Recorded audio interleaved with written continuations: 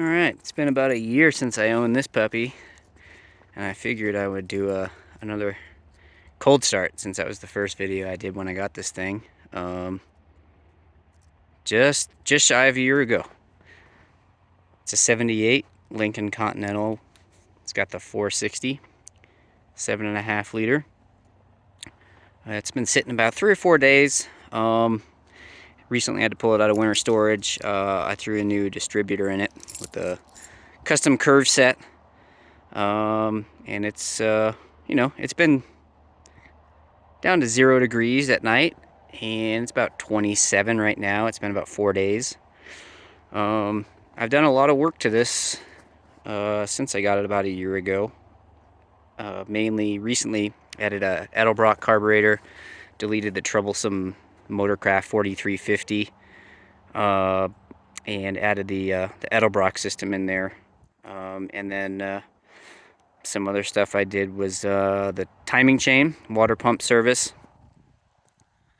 and I'm gonna bring it up to storage now and change the plugs, since I recently added the distributor and some new wires, but I didn't add any plugs. But yeah, anyways, let's give her a shot here. Like I said, it's been about 4 days or so. Hopefully I got the carburetor choke dialed in enough where it doesn't take too much. But we're about to find out.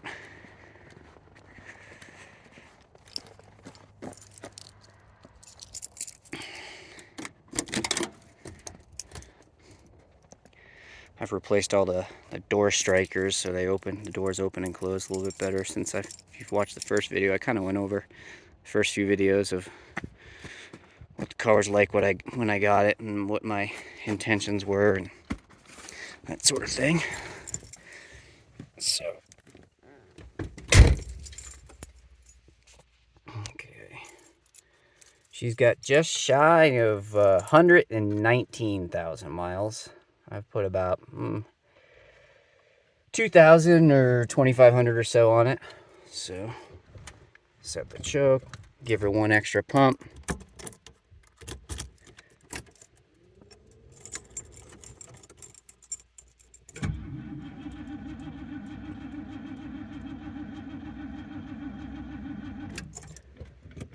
Two more pumps.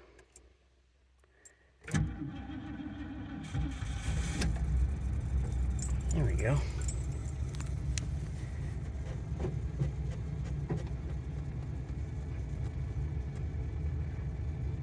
Hopefully that high idle kicks in a little bit. Wasn't too bad. Wasn't the greatest.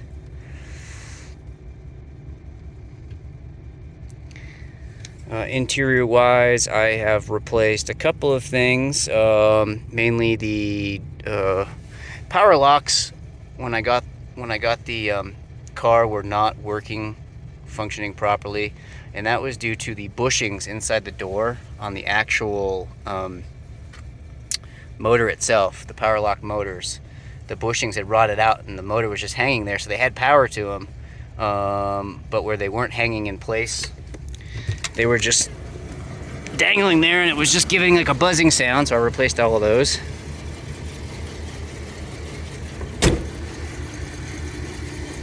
I replaced the 8-track with a running unit.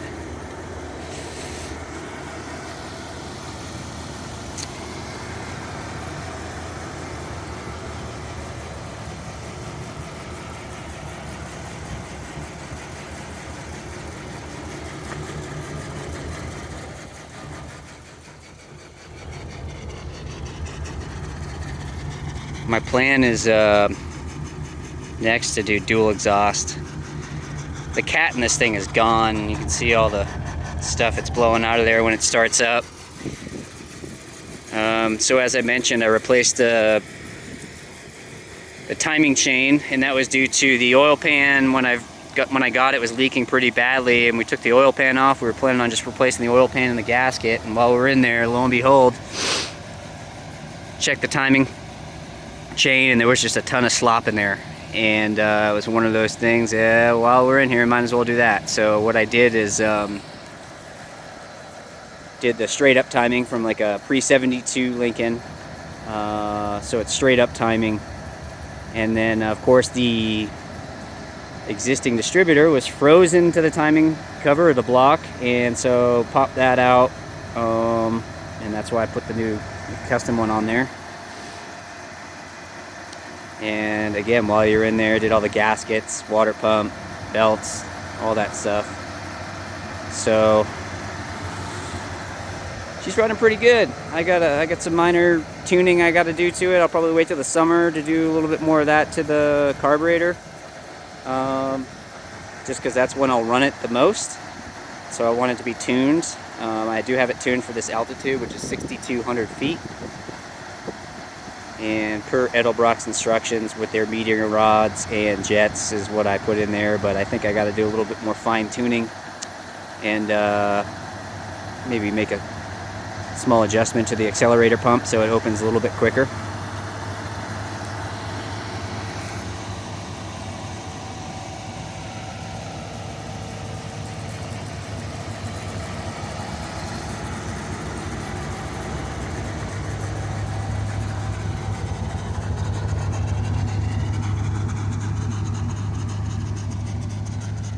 But not a terribly bad cold start.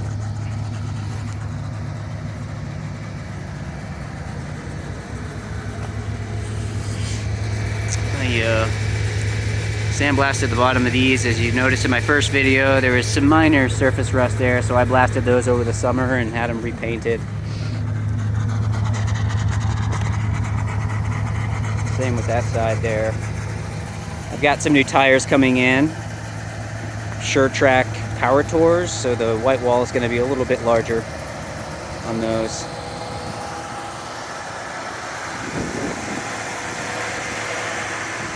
See if I can bump her down.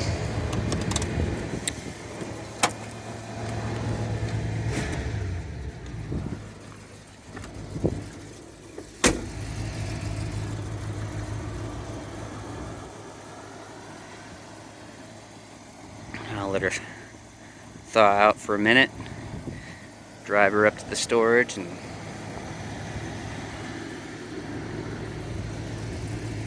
I'll be back with you momentarily. Alright,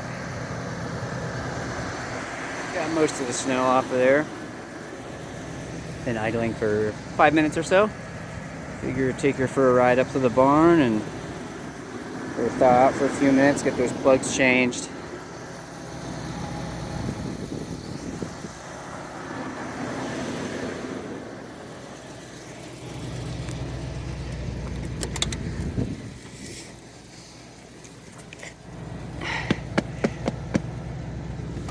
So this is the crushed velour interior, which is in pretty good shape.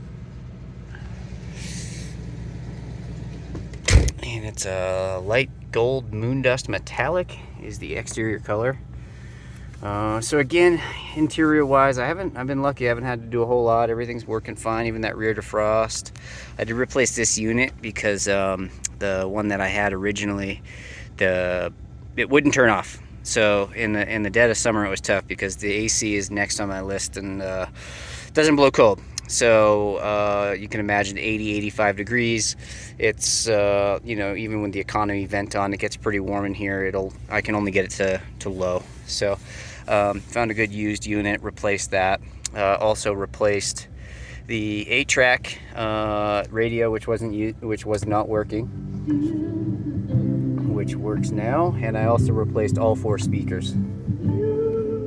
Aside from that, I've gone through each window regulator, removed the old grease, greased those up. Shout out to Pro Diesel Repair here in Idaho. Watching a few of his videos were super helpful on doing all that stuff. So that was great. I did replace the fuel sending unit, which was inoperable.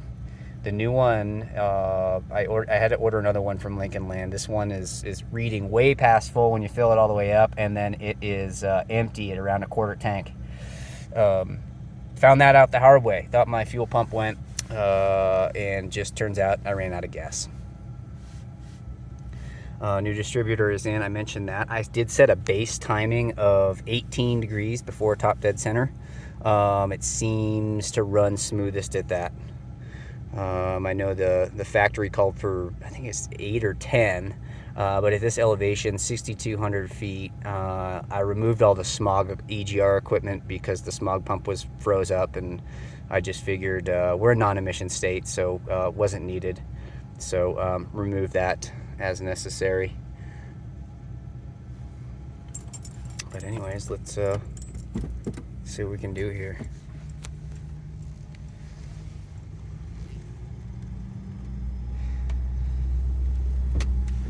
This does have the track lock, I believe they called it, which was essentially a limited slip differential. And it also had the optional, I think the gearing's 2.75, so good cruising gears. Not going to do a whole lot of burnouts in this thing, which is not really my thing anyway, but good cruising gears.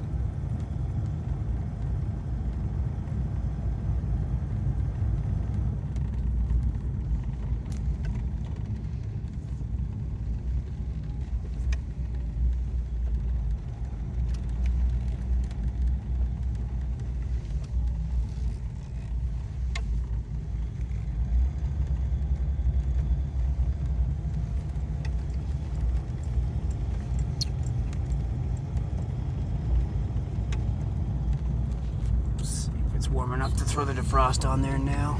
There we go.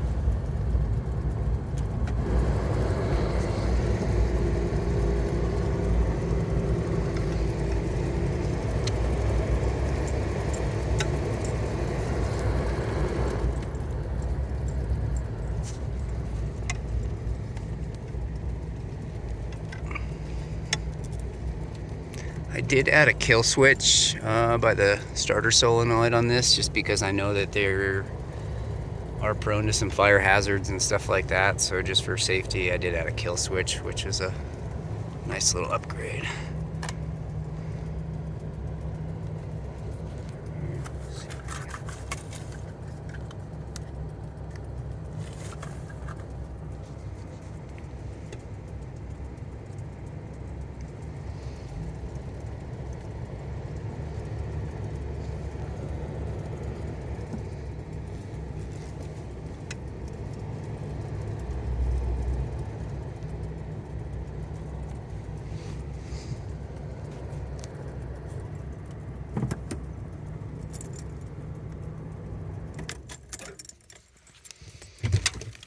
Okay.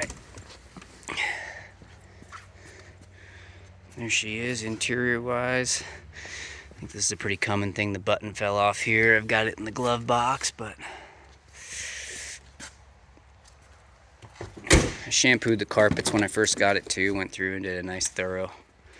There's my 8-track box holder deal.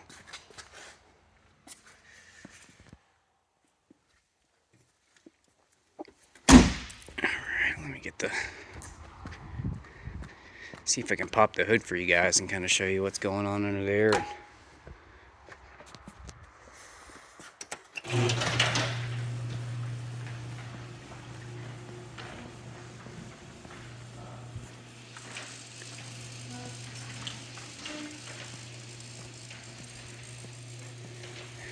I did have to replace the cornering lights as well. I found a decent used set in a junkyard over in Minnesota. These tires are all out of sorts and need to get some new ones on there. I got to do a full brake job on this thing too. I'm planning on doing calipers up front. Do the whole hub assembly while I'm at it. New bearings, brake hoses, the whole deal. I'm hoping the... Okay. So there's the 460 there. Radiator hoses. As you can see, there's my kill switch. Kept the original air cleaner. New distributor wires.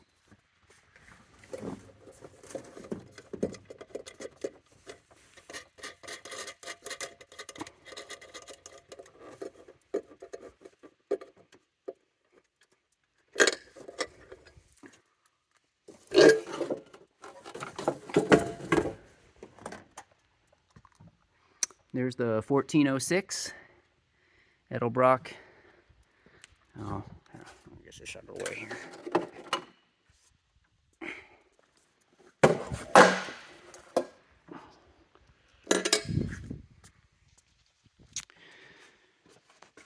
That's what she looks like there.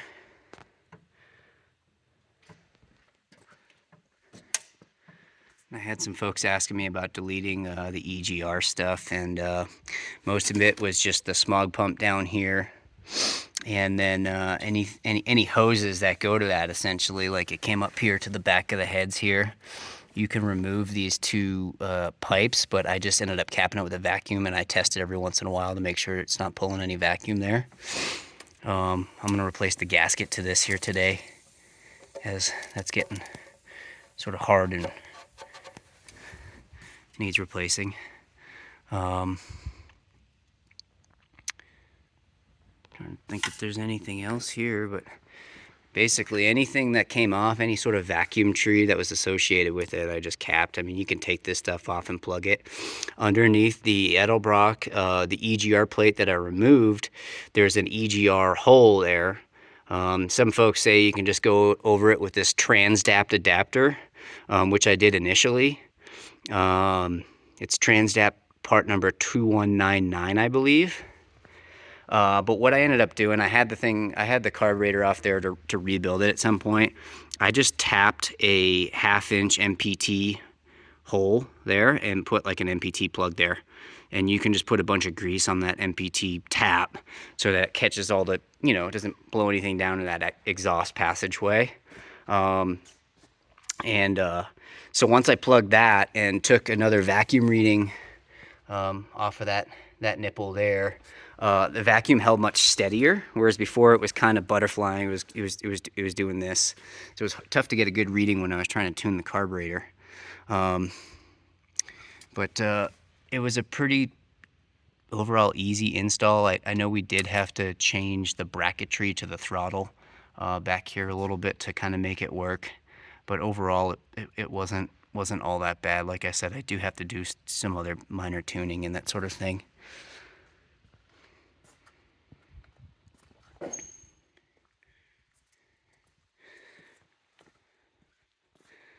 In the summer, I'm going to try and charge up this. Looks like, you know, they had 134 in there at one point, and the compressor was changed, but I don't know if it was done correctly or not. So we will find out. But what I'm going to do now, like I said, is I changed the distributor. It's 18 initial base. I put new wires on here and everything. Valve cover gaskets were also done when the timing chain and all that stuff was done. But I'm going to do I had to gap the plugs. She was running rich previously on the previous carburetor, so I figured just throw some new plugs in there and then see how she's really running after this. But my plan is just to kind of do some basic stuff here and put her away for the winter.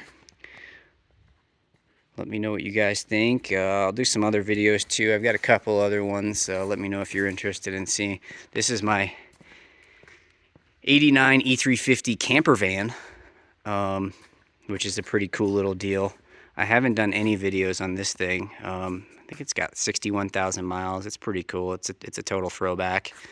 And then I have done a couple short videos. I picked this up this summer as well. It's a 72 Oldsmobile Custom Cruiser with the 455 Rocket V8. So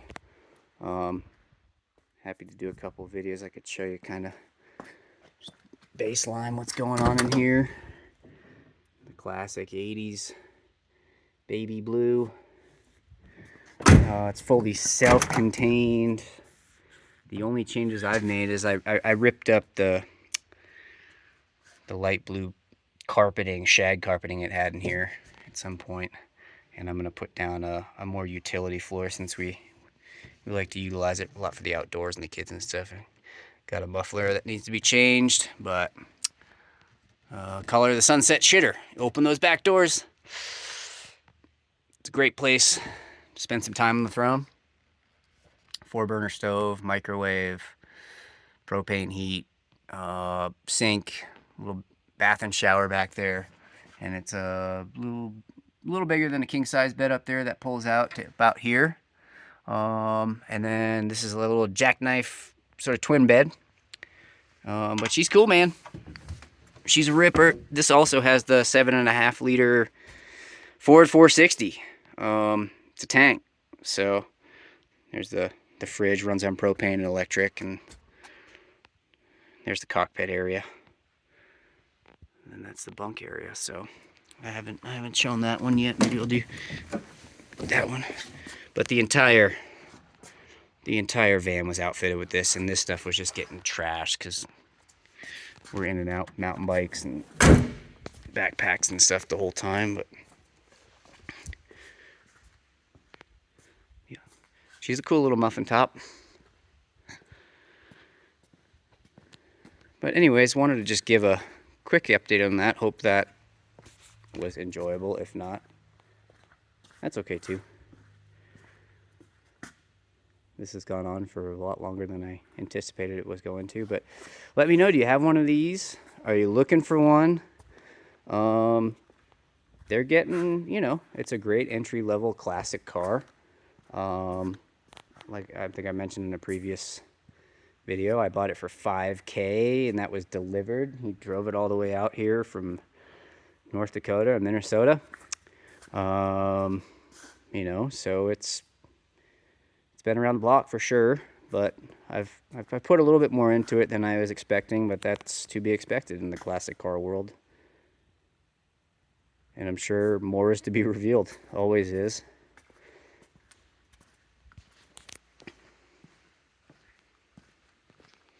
But she's cool. Hope you enjoyed. Thanks for watching.